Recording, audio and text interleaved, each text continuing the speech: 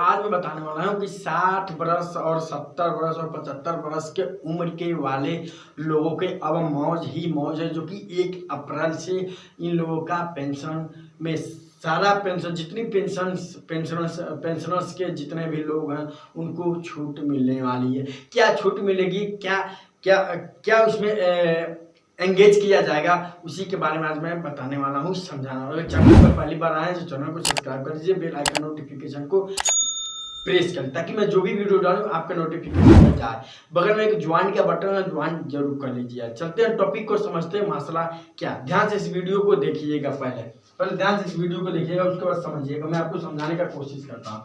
सबसे पहले तो ध्यान दीजिएगा दोस्तों, यहाँ पर दिया गया 60, 70, 75 उम्र वाले की मौज हो गई है।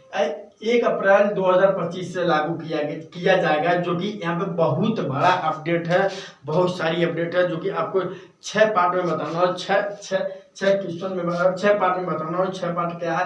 पहला में बताया गया कि आयकर सीमा जो है, आयकर सीमा में जो है कि छूट मिलेगी, ब्याज में भी छूट मिलेगी, आपको एसएससी में भी आपको छूट बढ़ेगी, जो पेमेंट रहेगा। आगे बताने वाला हूँ क्या है, क्या डिफरेंस है, पहले समझ लीजिए क्या क्या चीज मैं बताने वाला हूँ। चौथे में बताया किराए में भी आपको वृद्धि मिलेगी, राष्ट्रीय बचत में योजना मिलेगी, स्वास्थ्य बीमा भी, जीएसटी में कमी होगा। अब क्या है इसके बारे में पूरे डिटेल से मैं आपको इस वीडियो में समझाता हूँ, बताता हूँ। वीडियो को लास्ट तक जरूर देखिएगा, तभी इस चीज को समझ पाएंगे। एक पूरी एक्सप्लेन करके मैं आपको बताने वाला हूँ। सबसे पहले तो यहाँ पे दिया गया है कि यहाँ पे बताया जा रहा है, सरकार की तरफ से कहा जा रहा है, क्या कहा जा रहा है कि 1 अप्रैल 2025 से वरिष्ठ नागरिकों के लिए कई महत्वपूर्ण लाभ सुविधाएं लागू हो रही है, जो कि उनकी आर्थिक सामाजिक सुरक्षा को बढ़ावा देगा। आइए इस प्रमुख बदलाव में एक नजर डालते हैं। क्या नजर है, ध्यान से देखिएगा। पहले में बताया गया कि आयकर छूट सीमा में वृद्धि। सरकार ने वरिष्ठ नागरिकों के लिए आयकर छूट की सीमा को 10 लाख से बढ़ाकर 12 लाख कर दी है। इसमें 60 वर्ष और उससे अधिक आय के नागरिकों को अब 12 लाख तक की वार्षिक आय पर कोई आयकर नहीं देना होगा, जिससे उनकी बचत में वृद्धि होगी। राइट, अगर ये चीज आपको समझ में आए तो इस चीज को पॉइंट को नोट कर लीजिए। अगर इसके संबंध में कोई जरूरी कमेंट हो तो कमेंट भी कर सकते हैं। दूसरे की तरफ चलते हैं। दूसरा जो कि ब्याज वाला, इसमें बताया गया ब्याज आय पर टीडीएस छूट की सीमा बढ़ी। क्या बढ़ी? बताया जा रहा है बैंकों और डाकखानों में जमा राशियों में प्राप्त ब्याज और टीडीएस कटौती की सीमा 50,000 से बढ़कर 1 लाख कर दी गई है। अब वरिष्ठ नागरिकों के 1 लाख तक की ब्याज आय पर कोई टीडीएस नहीं देना होगा, जिससे उनकी नकदी प्रवाह में सुधार होगी। इसमें भी आप कमेंट जरूर कर सकते हैं क्या चीज इस चीज से समझे हम। ठीक, आगे चलते हैं। अब इसमें दिया जा रहा है कि बैंकों में, डाकघरों में जो भी आपका पैसा जमा होता था 50,000 से, जो टीडीएस कटौती होती थी, उस टीडीएस कटौती पे आपको अब 1 लाख जमा करेंगे तब जाकर आपका टीडीएस कटौती होगा, 50,000 पे नहीं किया जाएगा।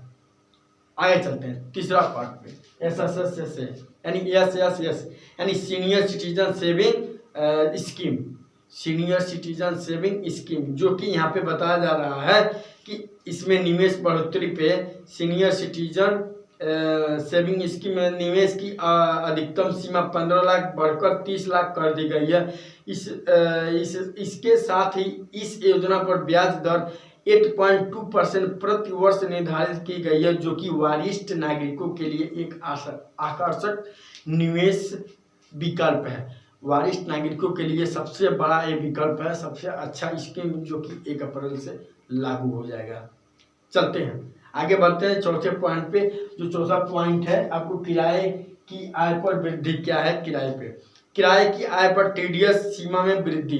जो टीडीएस कटता था किराए में, उसकी सीमा में वृद्धि बढ़ाई गई है, जो कि किराए से प्राप्त आय पर टीडीएस कटौती की वार्षिक सीमा 2.4 लाख से बढ़कर 6 लाख तक कर दी गई है। अब वरिष्ठ नागरिकों को 6 लाख तक की किराया आय पर टीडीएस राहत मिलेगी, जिससे उनकी आय में वृद्धि होगी।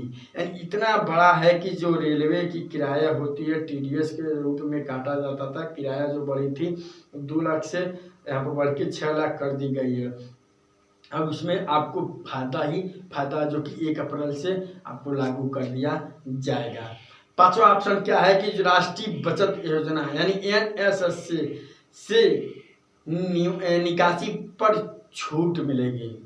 बहुत बड़ा अपडेट है 5वां राष्ट्रीय बचत योजना के, जो कि आपको बहुत बड़ा छूट मिलने वाला। ये बताया जा रहा है कि 29 अगस्त 2024 के बाद से NSS से खातों में की गई निकासी अब पूरी तरह से मुक्त होगी। पहले यह छूट केवल खाता धारकों की मृत्यु के बाद मिलती थी, लेकिन अब सामान्य निकासी पर यह लाभ उपलब्ध है। NSS से यानी राष्ट्रीय बचत योजना के तहत जो भी अकाउंट होते थे, उस अकाउंट में निकाला गया पैसा जो भी होता था उस पर TDS कटता था, लेकिन अब TDS नहीं कटेगा। अब बहुत आसानी से आपको पेमेंट, अब नॉर्मल खाते पे भी आपको आसानी से पेमेंट मिल जाएगा। अब चलते हैं छठे पे।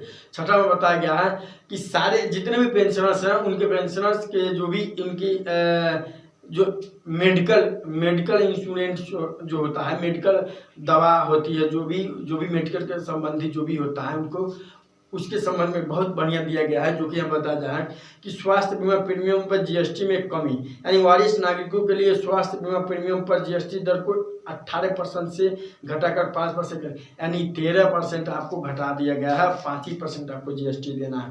बताइए कितना कम कर दिया सरकार स्वास्थ्य के लिए। यानी अगर आपका तबीयत खराब रहता है, सीनियर सिटीजन में, तो आपको 5% ही देना है, 18% GST नहीं देना है, जो कि बहुत बढ़िया अपडेट है, कर दिया गया। इससे हेल्थ इंश्योरेंस खरीदना अधिक की फायदा हो जाएगी, जिससे बुजुर्ग अपनी स्वास्थ्य सुरक्षा के लिए बेहतर पॉलिसी चुन सकते हैं। इन सारे टॉपिक का निर्णय एक ही है कि इन बदलाव से वरिष्ठ नागरिकों को लिए सबसे जीवन स्तर को सुधार होगा। यह सलाह दी जाती है कि इन लाभों में पूरा फायदा उठाने के लिए संबंधी योजनाओं को विस्तृत जानकारी के लिए आवश्यकता अनुसार वित्तीय सलाहकार से परामर्श लें। सबसे बड़ी अपडेट यही है कि 60, 70, 75 उम्र वाले के लिए मौज कर दी गई है, जो कि सरकार ने मौज कर दी है। 1 अप्रैल के बाद से वो लोग मौज ही मौज। जितना चीज मैं आपको